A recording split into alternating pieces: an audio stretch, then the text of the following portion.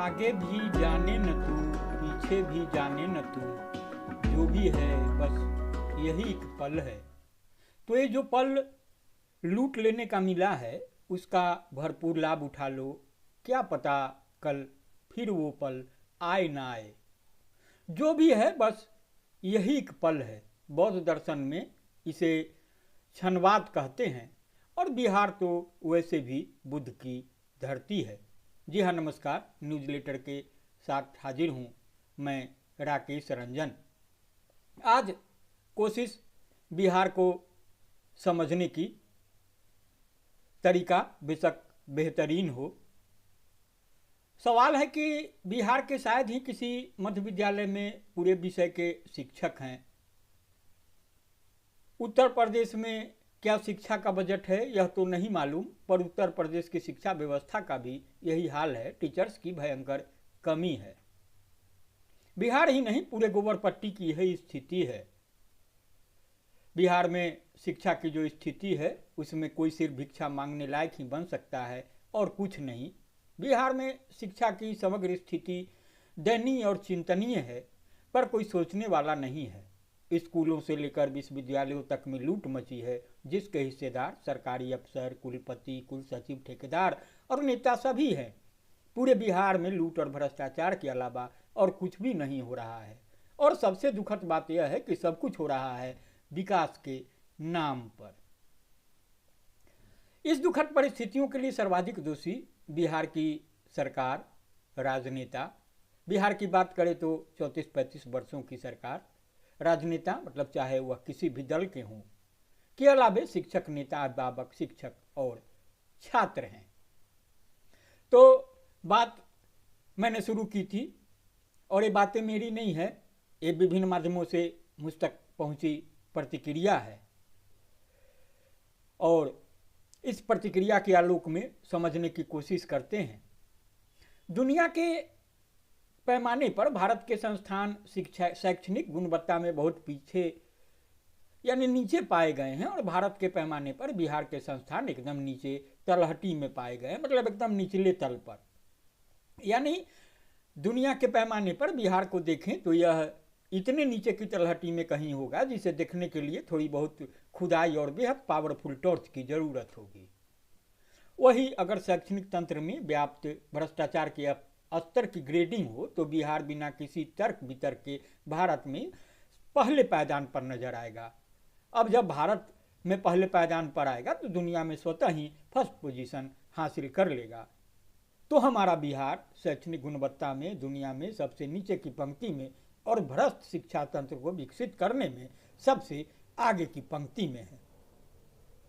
कुछ तो कारण है कि अपनी आबादी के अनुपात में मजदूर श्रेणी के लोग उगलने में बिहार भारत में तो नंबर 1 है ही, दुनिया में भी अगुआ है। यहाँ का सिस्टम यह सुनिश्चित करता है कि कोई निर्धन बच्चा पहली क्लास से एमए तक की शिक्षा गुणवत्ता के मानकों के साथ ग्रहण न कर सके। तो पाटलिपुत्रा यूनिवर्सिटी में एसोसिएट प्रोफेसर है हेमंत झा।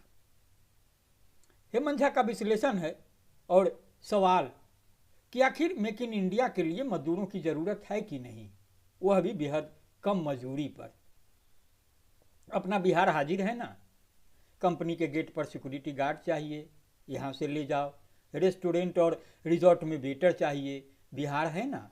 बोरियां उठाने वाले मजबूत कदकाठी के लोग चाहिए, ले जाओ। गंगा किनारे के युवाओं को रिक्शा टेम्पू चलवाना हो, फैक्ट्री में मजदूरी करवानी हो, महानगरों के रेलवे स्टेशनों पर रोज हजारों की तादाद में बिहारी उतरते हैं इन कामों के लिए।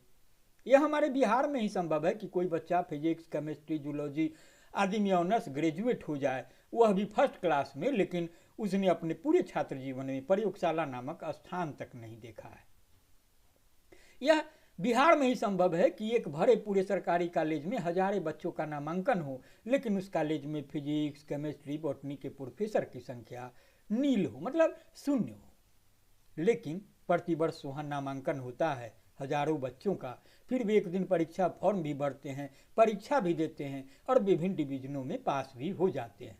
फिर ये बच्चे आते हैं रोजगार के बाजार में, कंपटीशन की दुनिया में। क्या हाल होगा इनका, कोई सोच सकता है? दुनिया के पैमाने पर सबसे निचले स्तरों के संस्थान नहीं, फंड की कमी नहीं। बिहार देश के अन्य राज्यों के मुकाबले अपने बजट का सबसे बड़ा हिस्सा शिक्षा पर ही खर्च करता है। वो एक चर्चित शब्द है ना, नेता अधिकारी नेक्सस, अंग्रेजी में जिसे पॉलिटिशियन ब्यूरोक्रेट नेक्सस कहते हैं, इसमें जोड़ दीजिए पॉलिटिशियन इंटेलेक्चुअल नेक्सस। आखिर हम विश्वविद्यालयों के उन कंधार अधिकारियों को इंटेलेक्चुअल ही बोलेंगे ना, जो बीते 10 वर्षों से उन पर काबिज रहे हैं और उनमें से बहुतों ने उन्हें इस मुकाम तक गिराने में अपना भरपूर योगदान दिया है। वे मूलतः शिक्षक समुदाय से ही आए और विश्वविद्यालयों की लगाम इन्हें थमाई गई। इंटेलेक्चुअल समुदाय में बहुतेरे ऐसे निकले जिन्होंने दुनिया को दिखा दिया कि जब बुद्धिजीवी नैतिक और प्रवृत्तिगत स्तरों पर नीचे उतरने लगता है तो राज्य और समाज कितना पतनोन्मुख हो सकता है। तो भूमंडलीकरण अपना एक चक्र पूरा कर चुका है और हम देख सकते हैं कि आज रोजगार और श्रम का आयात निर्यात पूरी दुनिया में किस बड़े पैमाने पर हो रहा है। श्रम के इस निर्यात बाजार में आज एक आम बिहारी कहाँ है, ये सवाल है। तो औद्योगिक संघ और संगठन चिंता व्यक्त करते यह बताते हैं कि हमारे अधिसंख्य युवा अच्छी शिक्षा, अच्छा शैक्षणिक माहौल प्राप्त नहीं कर पा रहे हैं और महज कुछ डिग्रियां लेकर परिसरों से निकल रहे हैं, बेरोजगार पाने लायक योग्यता हासिल नहीं कर रहे। तो ऐसे डिग्रीधारियों का भूमंडलीकरण रोजगार के बाजार में क्या वैल्यू है। बाजार चाहे जितना विस्तार पाए, रोजगार के बाजार में तो कंपटीशन रहेगा ही, अच्छे रोजगार के लिए और कठिन कंपटीशन। वैश्वीकरण के जो लाभ रोजगार के सेक्टर में मिले हैं उसका लाभ उठा पाने में आम बिहारी युवा नितांत असमर्थ है, क्योंकि उसके राज्य ने, उसके समाज ने, उसके शैक्षणिक पहलुओं के साथ घोर नाइंसाफी की है। बेरोजगारी बढ़ाने में अगर संस्थागत कारण सबसे बड़े हों या उस समाज का ऐसा संकट है जिसका निदान अंततः नेताओं और बुद्धिजीवियों को ही खोजना होगा। जनता से इन मुद्दों पर क्रांति, आंदोलन आदि की बातें सोचना भी बेमानी है। छात्र और शिक्षक संगठनों से उम्मीदें रही है, क्योंकि अतीत में उन्होंने ऐसे मुद्दों पर बड़ी लड़ाइयाँ लड़ी है, लेकिन आज अधिकांश संस्थाओं के छात्र संघ अस्तित्व में ही नहीं और शिक्षक संघ निष्प्राण है। एक डीईओ की कारस्तानी जब हमारे सामने आ जाई तो हम मजे ले रहे हैं। नोटों के बंडलों से एक वीडियो, मैंने भी 2-3 वीडियो बनाए, बताने की कोशिश की कि जो दिख रहा है समस्या वह बड़ी नहीं है, बड़ी समस्या जड़ में है।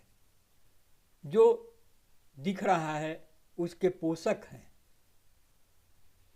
लेकिन यह एक तमाशा नहीं है। यह राज्य, समाज और व्यक्ति सबके लिए चिंतित होने का वक्त है। अगर उनके बच्चों को बिहार में ही पढ़ाई करनी है तो शुरुआत में जिन बातों के साथ रूबरू हुआ, हेमंत झा का विश्लेषण सुनाया और अंत में एक सवाल कि तमाशबीन मत मनिए, तमाशाई तमाशा दिखाएंगे। यह एक तमाशा नहीं है जो कुछ हो रहा है, जो हकीकत है। यह राज्य, समाज और व्यक्ति सबके लिए चिंतित होने का वक्त है। तो आप भी चिंतित होइए, और उस परिस्थिति में तब जब आपके बच्चों को बिहार में ही पढ़ाई करनी है। तो संजीदगी के साथ सुनेंगे, गुनेंगे और प्रतिक्रिया से भी जरूर अवगत कराएंगे। लाइक करेंगे, शेयर करेंगे, और अगर आपने न्यूज़लेटर वितराकेश रंजन को सब्सक्राइब नहीं किया है तो सब्सक्राइब भी करेंगे। नमस्कार।